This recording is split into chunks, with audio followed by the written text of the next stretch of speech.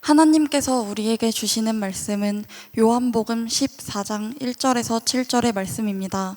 제가 보는 성경으로 신약 171쪽입니다.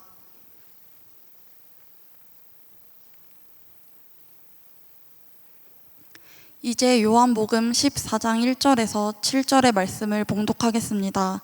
다 함께 일어나셔서 하나님의 말씀을 경청하시기 바랍니다. 너희는 마음에 근심하지 말라. 하나님을 믿으니 또 나를 믿으라. 내 아버지 집에 거할 곳이 많도다. 그렇지 않으면 너희에게 일렀으리라. 내가 너희를 위하여 거처를 예비하러 가노니 가서 너희를 위하여 거처를 예비하면 내가 다시 와서 너희를 내게로 영접하여 나 있는 곳에 너희도 있게 하리라. 내가 어디로 가는지 그 길을 너희가 아느니라. 도마가 이르되 주여 주께서 어디로 가시는지 우리가 알지 못하거늘 그 길을 어찌 알겠사옵나이까. 예수께서 이르시되 내가 곧 길이요 진리요 생명이니 나로 말미암지 않고는 아버지께로 올 자가 없느니라. 너희가 나를 알았더라면 내 아버지도 알았으리로다. 이제부터는 너희가 그를 알았고 또 보았느니라. 아멘. 전에 사역하던 교회에 한 자매가 등록을 했습니다. 새가족 면담 때 참 분위기가 좋았어요. 처음 교회 오는 친구였는데 참 마음도 굉장히 열려 있었고 또 누가 전도하지 않았는데 스스로 어떤 마음의 결심 때문에 교회로 온 친구였습니다. 그런 좋은 분위기 가운데 이 친구는 참 정착하겠구나라는 인간적인 생각이 있었을 거 아니에요. 그래서 예배를 안내해주고 예배를 드렸어요. 예배를 드리고 난 후에 그 청년이 찾아왔습니다. 저는 웃으며 예배 잘 드렸어요? 되게 이렇게 착함의 가면을 쓰고 청년부 분위기 어때요? 좋죠? 물었습니다. 그 청년의 대답은 예배 참 좋았습니다. 그래요. 청년부 분위기도 너무 마음에 들어요. 그래요. 그래서 다음 주도 또 나오겠구나 라는 생각으로 참 좋았다니 다행이네요 라고 했죠. 그 다음 말이 전 너무 충격이었습니다. 그런데 저 교회 못 다니겠어요 그러는 거예요. 아니 오늘 등록해서 이제 예배 한번 드렸는데 심지어 예배도 좋고 분위기도 좋았는데 교회를 못 다니겠다는 거예요. 충격이었습니다. 그래서 혹시 어떤 부분이 불편했는지 물었습니다. 예배가 끝나고 나오는데 멀리서 이 청년이 한 사람을 본 거예요. 고등학교 때 일진이었던 자신을 참 많이 괴롭히던 사람을 10년 만에 첫 교회 온 날 마주친 것입니다. 해맑게 웃으며 교회 안에서 생활하는 그 사람의 얼굴을 보며 자신은 교회를 다닐 수 없을 것 같다라는 생각을 했다는 것입니다. 지목된 그 청년은 그 사람의 이야기를 듣고도 도저히 상상이 안 될 정도로 참 착하고 성격 좋은 청년이었습니다.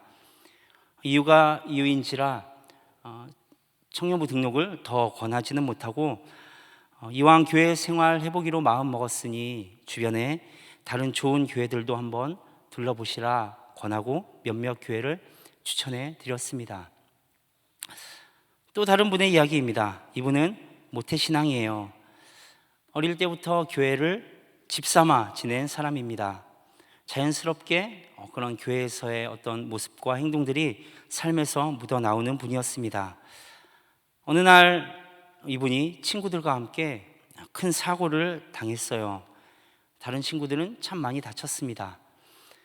특히 크게 다친 분은 어깨, 폐, 머리 여러 군데를 다쳐서 큰 수술도 여러 번 했고 함께 사고가 난 다른 친구들도 한 달 이상 입원해 있을 정도로 큰 사고였습니다. 그런데 이분은 사고 난 다음 날 퇴원했어요. 그냥 팔이 좀 따끔거려서 엑스레이를 찍었더니 뼈에 금이 살짝 가서 깁스 정도만 했다고 합니다. 그런 이분을 보고 주변 사람들이 이야기하는 거예요. 역시 교회 다니고 하나님 잘 믿으니 하나님이 너는 지켜주셨다 이렇게 말하고 다니는 거예요. 이걸 이야기하고자 하는 것은 아닙니다. 안 다쳤으니 참 잘 살아서 하나님이 지켜주신 것이고, 크게 다치면 뭔가 못 살아서 하나님이 벌 주신다, 이런 것은 아니에요. 그러나 그런 이 사람을 보며 역시 너는 하나님이 지켜주시는구나, 믿지 않는 사람들도 인정해주는 이분의 삶은 과연 평소에 어떠했을지를 생각해 보자는 것입니다. 한 사람이 교회를 와서 또는 일상의 삶 가운데 나의 얼굴을 보며 과연 어떤 생각을 할까? 혹시 나 때문에, 나 저 사람 때문에 교회 못 다니겠어일지, 역시 너는 하나님의 사람이야 일지, 지금 전도를 청년부 안에서 이야기하고 있는 이때에 우리의 삶 또한 다시 한번 돌아볼 수 있는 시간이 되었으면 좋겠습니다. 매년 전도 행사를 할 텐데 행사 기간 동안 어떤 짧은 준비가 아닌 우리의 평소의 삶으로, 한 해의 삶으로 여러분이 품고 있는 태신자를 위해 기도하며 복음을 전하는 시간들이 되어야 하겠습니다. 그런 의미에서 한 번 더 외쳐볼까요? 준비하시고. 예, 준비해요. 빨리 해요. 안 하는 사람 있어요. 자, 외쳐보겠습니다. 아까의 2배 정도 나왔으면 좋겠어요. 이번 가을엔 예, 지난주 퀴즈워십 설교를 준비하면서 세계 군사력 순위를 검색해 봤습니다. 1위는 여러분이 짐작하시는 대로 당연히 미국이에요. 그 뒤로 러시아, 중국, 인도, 일본, 이 5나라가 탑5를 수년째 지키고 있는 것을 봤습니다. 6위는 그럼 어디일까요, 여러분? 예, 1위는 여러분이 다 예상하셨겠지만 6위는 살짝 저는 의외였습니다. 프랑스, 영국 이런 강대국들 생각나잖아요. 그런데 6위는 그런 나라들을 다 제치고 당당하게 우리나라가 작년 한 해, 올해 한 해가 반짝이 아니라 수년째 자리를 지키고 있는 것을 보게 됐습니다. 우리나라 참 강하구나 라는 생각을 하게 됐어요. 지난주에는 군사력을 검색해 봤는데 이번 주 청년부 설교를 준비하면서는 국력 순위를 한번 검색해 봤습니다. G12 국가 종합 국력 순위라는 게 이렇게 쭉 있더라고요. 1위는 역시 미국입니다. 압도적이에요. 수치상으로 정말 압도적인 1위였습니다. 그리고 2위, 3위 쭉 이렇게 중국, 일본, 영국, 독일 이렇게 미국의 뒤를 이어서 탑5에 위치해 있고요. 그럼 우리나라는 여러분 몇 위일까요? 6위? 아니에요. 우리나라는 세계 13위에 올라와 있었습니다. 엄청나지 않습니까? 이 작은 나라가 군사력 세계 6위, 또 국력 세계 13위라는 것을 보고 저는 참 자부심도 느끼고 참 좋은 나라에 살고 있구나라는 생각도 하게 됐습니다. 우리는 제가 앞서 이야기한 대로 엄청나게 강하고 부유한 나라에 살고 있습니다. 이걸 조금 신앙적으로 이야기해 보자면 감사해야 할 조건이 참 많은 나라에서 살고 있다는 것입니다. 그런데 여러분, 각종 미디어를 통해서 또는 우리가 살아가는 삶의 현장 가운데 들려오는 말들은 어떻습니까? 그렇지 않죠. 헬조선이라는 말을 사용한 지는 참 오래됐고 이제 굉장히 옛날 말처럼 들릴 정도로 우리나라의 자살률은 OECD 평균의 2배가 넘는, 통계상으로는 하루에 평균 36명이 자살로 생을 마감하고 있는 현실을 마주하게 됩니다. 군사력 세계 6위, 국력 세계 13위, 이렇게 강력하고 좋은 나라에서 삶의 만족도 지표는 이 OECD 회원국 41개 중에 35위라는 처참한 결과를 보여주고 있더라는 것입니다. 겉으로는 부족함이 없고 풍요한 나라지만 마음은 참 가난하고 병들었다는 거예요.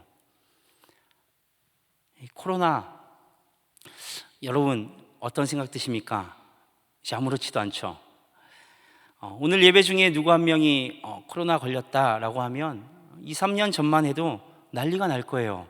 마치 내일 죽을 것처럼 우린 다 죽었다 뭐 이런 거 아니에요? 죽을 병 걸린 사람과 함께 예배드리고 나도 죽을 것처럼 누구 옆자리에 앉았는지 확인하고 내 옆자리 아니면 정말 안심하고, 이 불과 2, 3년 전 일입니다. 그런데 지금은 뭐 그렇게까지 불안하지 않잖아요. 내 옆에 코로나 확진자가 예배드렸어도 그렇구나 하는 거예요. 이 코로나가 한창일 당시 우리는 모두 굉장히 불편하고 힘든 시기를 보냈습니다. 누구나 다 그렇게 느꼈죠. 그런데 반대로 참 많은 감사의 조건들을 생각할 수 있었던 시기였던 것 같습니다. 우리가 살면서 당연하다고 생각하고 누려왔던 많은 것들이 참 당연한 것이 아니다라는 것을 알게 된 순간 하나님의 지키심과 함께 하심을 더불어 알게 된 것이죠. 우리에게 있는 모든 것들이 우리가 힘써 노력해서 얻은 것인 줄 알았는데 잠잠히 돌아보니 그 모든 것이 하나님의 선물이었음을 깨닫게 된 것입니다. 오늘 하루 아무 일 없이 살아가는 것, 옆 사람 한번 보세요. 또 이렇게 함께 얼굴 보며 예배 드릴 수 있는 것, 은혜라고 생각하죠, 여러분? 또 이렇게 아름다운 가을 바람을 맞으며 걸을 수 있는 것, 이 가을에 또 전도었던 우리가 외칠 수 있는 것, 모두가 하나님으로부터 값없이 받은 선물인 거예요. 값없이 받은 선물, 가치 없는 싸구려라는 말이 아닌 오히려 너무나도 값진, 도저히 살 수 없는 것이기에 우리에게 선물로 주어진 것입니다. 우리의 삶 가운데 눈에 보이지 않는 모든 것, 또 눈에 보이는 모든 것이 하나님의 선물이라는 것입니다. 그렇다면 그중 가장 큰 선물은 무엇일까요? 우리가 어떻게 그렇게 된지는 잘 모르지만 어떤 사람들보다는 먼저 하나님을 알게 되었고 그분의 자녀가 되었고 그분과 함께 살아갈 수 있다는 것입니다. 죄악의 본성 가운데 그냥 두면 당연히 일어날 일처럼 하나님과 멀어져 갈 수밖에 없는 우리를 예수 그리스도를 통해서 하나님께서 우리에게 찾아오시고 십자가의 고통 가운데 우리를 회복시켜 주신 거예요. 예수 그리스도를 통해 우리가 하나님께 다가갈 수 있는 길이 열렸고 예수 그리스도를 통해 이 땅 가운데서도 천국을 누리며 살아갈 수 있게 된 것입니다. 오늘 우리가 함께 읽은 본문의 1절에서 4절은 예수님이 제자들에게 하신 말씀입니다. 그리고 5절부터는 동일한 예수님의 말씀이지만 도마의 물음에 예수님께서 대답하신 내용입니다. 1절에서 4절까지 말씀에서 예수님은 내가 아버지의 집으로 돌아가 거기서 너희들이 있을 곳을 마련한 후 다시 와서 너희들을 데려가겠다 말씀하십니다. 그런데 제자들이 이해 못할 말씀을 4절에서 하시는 거예요. 함께 읽어보겠습니다. 내가 어디로 가는지 그 길을 너희가 아느니라. 나는 이제 아버지의 집으로 아버지께로 갈 건데 내가 어디로 가는지 너희들이 안다라는 것입니다. 여러분 이해되시나요? 2절에서 3절까지 나오는 이 예수님의 말씀을 하나의 비유로 생각해 보면 4절에서의 말씀의 의미는 분명합니다. 예수님은 지금 십자가의 길을 걸어 아버지께 돌아갈 것이다 라는 말이죠. 그렇지만 이 하나님은 멀리 떨어진 어느 곳에 계신 것이 아니라는 겁니다. 지금 그들과 함께 있는 거예요. 다만 이 하나님께 이르는 길이 죄로 인해 막혀 있기에 예수님께서 십자가 위에서 돌아가심으로 그 벽을 치우실 것이라는 말입니다. 그런데 도마는 예수님의 이 말씀을 비유로 생각하지 못했던 것 같습니다. 예수님께서 떠나실 것이다 라는 것에 집중하여서 어딘가 먼 데 있는 하나님의 집으로 아버지의 집으로 가신다라는 것으로 오해한 것이죠. 그러니 너희는 내가 어디로 가는지 그 길을 알고 있다라는 말씀을 듣고 의문이 생길 수밖에 없는 것입니다. 아니, 예수님이 어디로 가시는지도 모르는데, 그것을 일러주지도 않으셨는데 그리로 가는 길을 우리가 어떻게 알 수 있겠느냐는 것입니다. 도마뿐만이 아닙니다. 예수님의 이 말씀에 제자들은 다 같이 혼란에 빠진 것이죠. 그때 질문 잘하는 도마가 나서는 거예요. 주님, 우리는 주님께서 어디로 가시는지도 모르는데 어떻게 우리에게 그 길을 안다고 하십니까? 묻는 것입니다. 이 질문에 예수님은 이토록 유명한 말씀, 지난 수천 년간 수많은 사람들을 예수님 앞에 무릎 꿇게 했던 그 말씀을 던지십니다. 6절 함께 읽어보죠. 예수께서 이르시되 내가 곧 길이요 진리요 생명이니 나로 말미암지 않고는 아버지께로 올 자가 없느니라. 아멘. 지금 예수님이 말씀하시는 길, 그 길은 하나님께 다다를 수 있는 길입니다. 그리고 그 길이 따로 있는 것이 아니라 예수님이 내가 바로 그 길이다라고 선언하시는 거예요. 왜냐하면 예수님을 통해 지금 하나님께서 그들을 만나고 계시기 때문에 그렇습니다.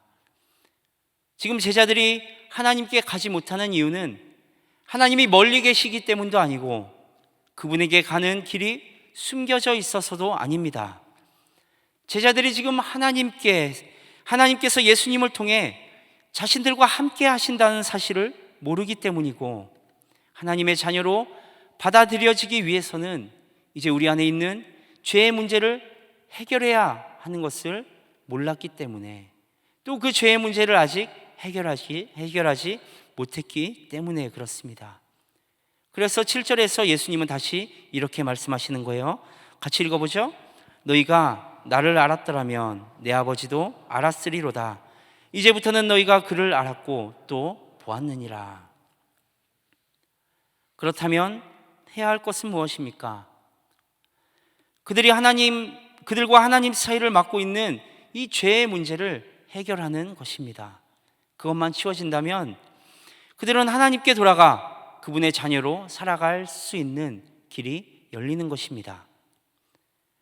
하나님의 집에 제자들의 자리를 마련하기 위해서 어디로 떠나시는 것이 아니라 십자가를 지시는 것입니다. 당연히 제자들의 자리뿐만 아니라 우리 모두의 자리를 마련하기 위해서 예수 그리스도는 십자가를 지셨습니다. 하나님께 다가가는 길이 이제 예수 그리스도를 통해 우리 앞에 열린 것입니다. 저는 길을 참 못 찾습니다. 누구나 인정하는 길치 오브 길치 못 찾아요. 100번쯤 가면 익숙해집니다.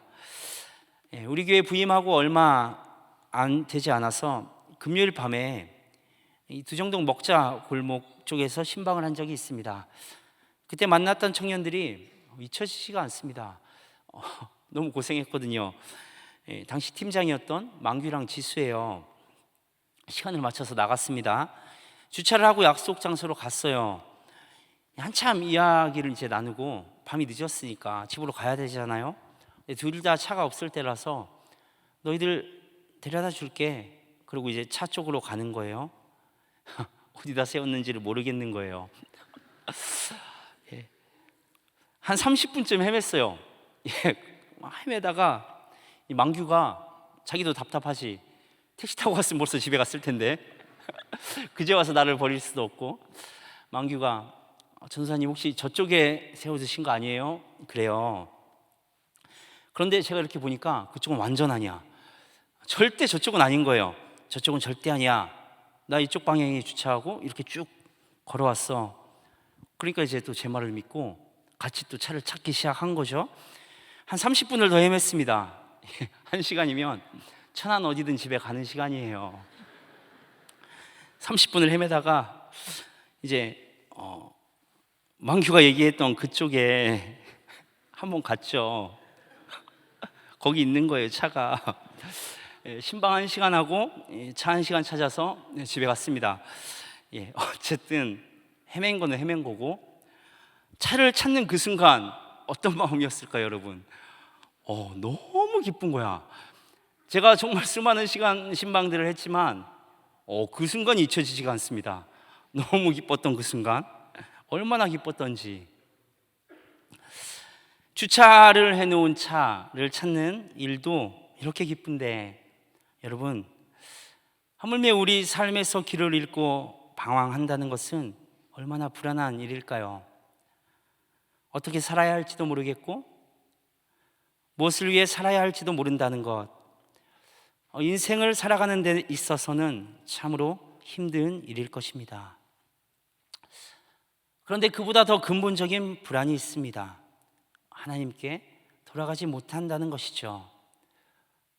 우리는 하나님께로부터 나온 존재이기에 하나님께 돌아가기까지 참된 평안과 기쁨을 얻지 못하는 거예요. 그 기쁨과 평안, 다른 무엇으로도 채울 수 없습니다. 오직 하나님께로 돌아간, 하나님과 하나 될 때 채워지는 것이고, 그렇게 될 때 진정한 평화와 안식과 기쁨을 얻을 수 있는 것입니다.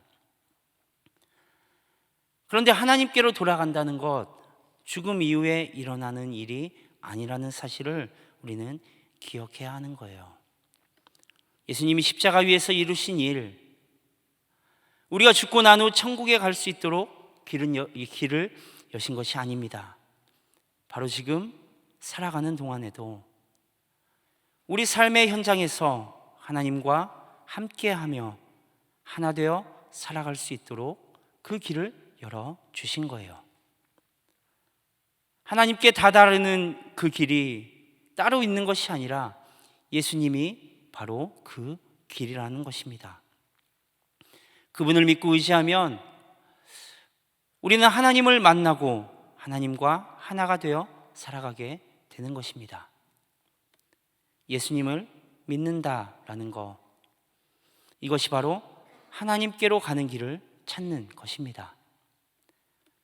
인생의 가장 근본적인 길을 찾는 거예요. 그 길을 걸으며 살아간다면 그때야 비로소 다른 길들도 진실된 모습을 드러내는 것입니다. 차를 못 찾는 것은 상관없습니다. 30분, 1시간 손해보는 거예요. 물론 좀 짜증도 나고 머리도 아픕니다. 그렇지만 괜찮아요. 정말 우리가 경계하고 걱정해야 할 큰 문제는 인생의 길을 잃는 것입니다.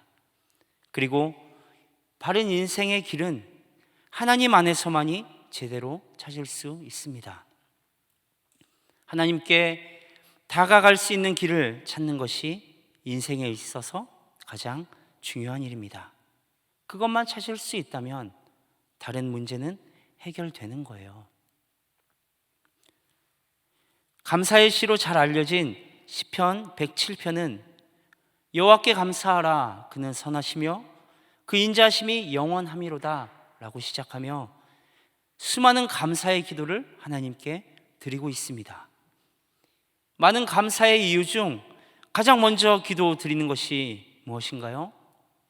길을 찾게 하신 것에 대한 감사입니다. 시편 107편 4절에서 7절 말씀도 한번 같이 읽어보겠습니다. 그들이 광야 사막길에서 방황하며 거주할 성읍을 찾지 못하고 줄이고 목이 말라 그들의 영혼이 그들 안에서 피곤하였도다. 이에 그들이 근심 중에 여호와께 부르짖음에 그들의 고통에서 건지시고 또 바른 길로 인도하사 거주할 성읍에 이르게 하셨도다. 그들은 누구입니까? 하나님 모르고 하나님 없이 인생을 살면서 방황하던 저와 여러분을 말하는 거예요. 또 지금도 방황하고 있는 많은 사람들을 말하고 있는 거예요. 그렇다면 거주할 성읍은 무엇일까요?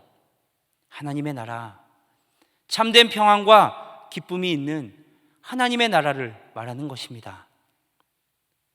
하나님을 떠나 하나님을 모르고 하나님 없이 살아가면서 지치고 삶의 의미를 잃어버린 우리를 구원하시기 위해 예수 그리스도를 보내주신 것입니다. 그리고 예수님은 우리가 하나님께로 돌아가 그분과 함께 거주할 성읍에 이르도록 길을 여신 것입니다.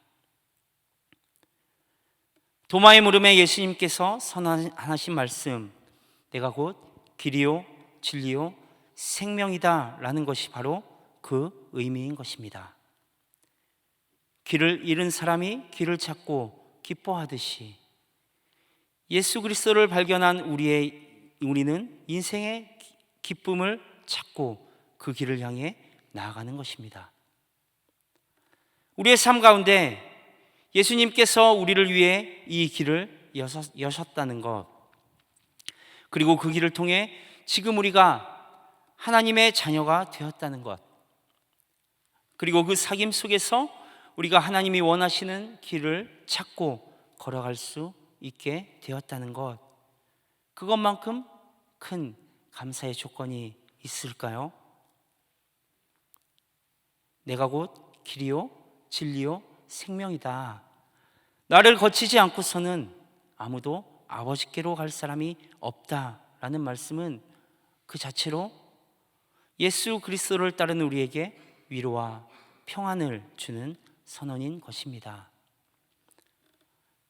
이 말씀을 통해 예수님께서는 당신을 통해 하나님을 만나 그분과 함께 하나님 나라의 삶을 누리도록 우리를 초청하고 계신 것입니다.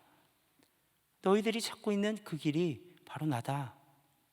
너희들이 갈급하게 바라는 진리가 나에게 있다. 너희들이 반드시 가져야 할 생명이 내게 있다라는 것입니다. 여러분, 우리는 지금 포유 이 전도 어덤 행사를 통해서 이 생명의 진리를 전하려고 하는 거예요. 인원 불리려고 이런 행사하는 거 아닙니다. 하나님을 떠나 하나님 없이 길을 잃고 방황하는 사람들에게 우리를 보라고, 여기 너희가 찾아 헤매고 있는 길이 있다고, 인생의 참 의미를 발견하게 해줄 하나님께 이르는 길이 있다고 선포하는 거예요. 더 이상 방황하지 말고 우리를 통해 하나님을 만나고 그분 안에서 진리를 발견하고 그분 안에서 생명을 얻을 이 자리로 초청하는 것입니다. 그 초청에 응답하여 예수님을 믿고 그분을 통해 살아계신 하나님을 만나게 되면 우리는 지금, 그리고 이 시간은 그 어떤 순간보다 귀한 순간이 되는 것입니다. 여러분, 예수 그리스도의 구원, 생명을 주신 기적, 이 감격과 평안함이 여러분 가운데 있습니까? 그 감격을 품은 가운데 이제 우리의 삶을 돌아봅시다. 그렇다면 우리 삶의 형편이 어떤 상황에 처해 있든 여전히 감사할 수 있습니다. 그리고 그런 우리의 모습을 통해 복음을 모르는 자들 또한 우리를 궁금해하며 그 길을 찾을 기회를 가지게 되는 것입니다. 그 축복의 현장으로 먼저 여러분들을 초대합니다. 한 번 더, 또 한 번 더 기도함으로, 또 한 번 더 애씀으로 우리에게 주어진 이 값진 은혜를 나누는 그런 시간들도 가지게 되기를 바랍니다. 그 은혜 가운데 우리 모두가 하나님의 은혜와 사랑을 나누는 시간들이 되었으면 좋겠습니다. 그런 마음으로 한 번 더 외쳐볼까요? 오른손 들고 이번 가을엔 전도 어덤 기도하겠습니다. 거룩하신 하나님, 태초부터 지금까지 우리를 아시고 한없는 사랑으로 보듬어 주시니 감사합니다. 그 사랑을 항상 잊고 사는 우리지만 삶의 구석구석에서 인도하시는 하나님을 느끼며 그 은혜를 누리며 살아가길 소망합니다. 어떤 것보다 귀한 복음의 은혜 앞에 항상 감사함으로 나아가게 하여 주시고 그 사랑을 세상 가운데 베풀며 전할 수 있는 믿음과 용기도 주셔서 우리의 삶이 주님 앞에서 의미를 찾아가며 그 안에서 꽃피워 완성되어지게 하여 주옵소서. 예수 그리스도의 이름으로 기도드리옵나이다. 아멘.